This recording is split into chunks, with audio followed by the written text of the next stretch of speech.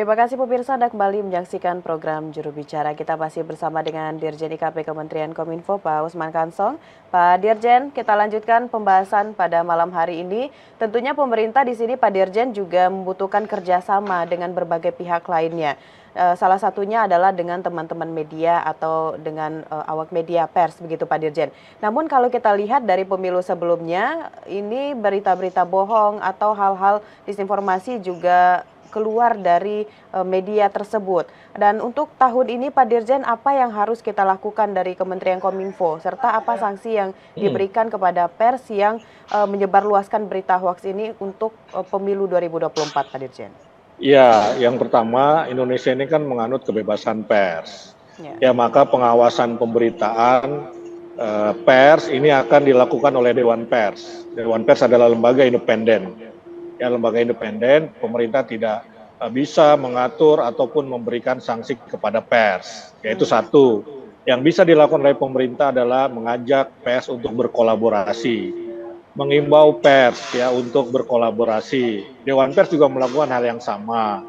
Ya, presiden misalnya di Hari Pers Nasional mengajak, mengimbau kepada pers ya terutama di tahun politik ini untuk menjadi clearing house. Ya, clearing house artinya rumah penjernih informasi-informasi hoax tadi itu.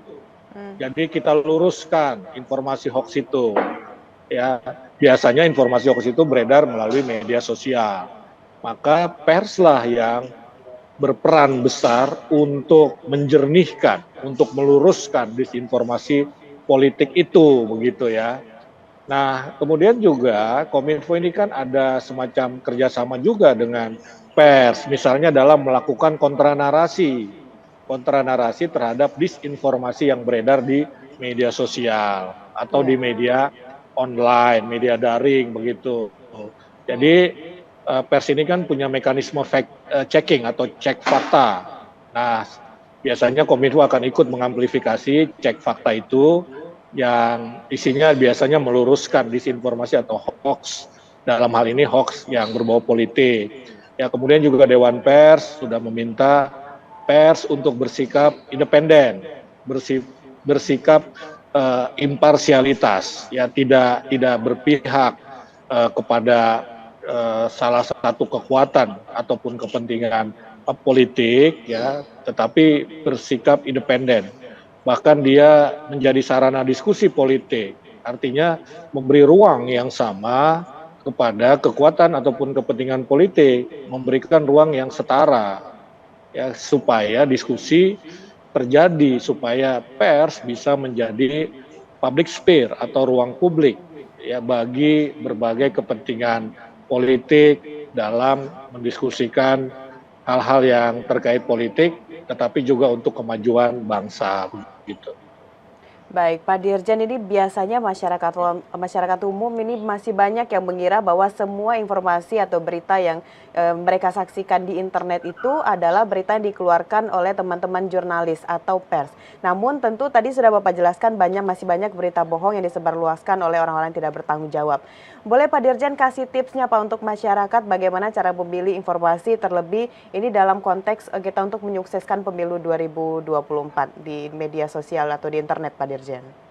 Ya, jadi ada tips yang disebut kita itu harus kritis ya, harus curiga dengan informasi-informasi yang berseliweran, baik di media sosial, apalagi di media sosial, ya maupun di ya kalau di media konvensional sih kita relatif percaya dengan berita itu. Kenapa? Karena berita-berita di pers, ya di media konvensional, TV, koran, majalah, kemudian juga termasuk online, radio, itu sebuah berita yang terbit melalui proses seleksi, melalui proses editing, ya melalui proses yang dicek kebenarannya dulu begitu kan. Nah, tetapi yang kita khawatirkan itu dari media sosial.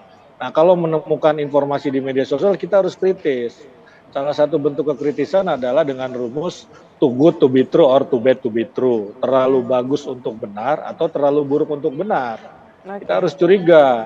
Kalau ada informasi misalnya ini ya yang saya contohkan waktu Pilkada DKI itu ada tangkapan layar atau screenshot yang menyebutkan salah satu ketua ataupun pengurus partai politik itu mengatakan iris potong kuping saya kalau si A kalah misalnya begitu kan. Nah ini informasi yang too bad to be true, terlalu buruk untuk benar. Karena apa ia mau dipotong telinganya misalnya orang begitu kan. Kan ini bad, ya ini sesuatu yang buruk begitu kan. Ya misalnya atau ada kampanye yang mengatakan bahwa kalau kandidat terpilih, ya kandidat A terpilih, maka nanti misalnya itu Indonesia bisa mendarat di bulan, misalnya punya astronot, begitu kan misalnya. Nah ini kan ini too good to be true, bagus kalau Indonesia punya astronot begitu kan. Tapi apa ia bisa kita capai? Nah tips yang lain adalah ceklah ke media mainstream. Kalau beritanya ada di media mainstream, berarti itu hampir pasti benar. Tapi kalau tidak ada di media mainstream, kalau tidak ada di media mainstream, kita harus ragukan itu hoax. Baik, itu tadi pemirsa tips dari Pak Dirjen untuk menyaring informasi di media sosial terlebih untuk menyukseskan pemilu. Dan Pak Dirjen kita jeda dulu Pak, setelah pariwara kita akan lanjutkan pembahasan dalam program Juru Bicara. Pemirsa jangan kemana-mana.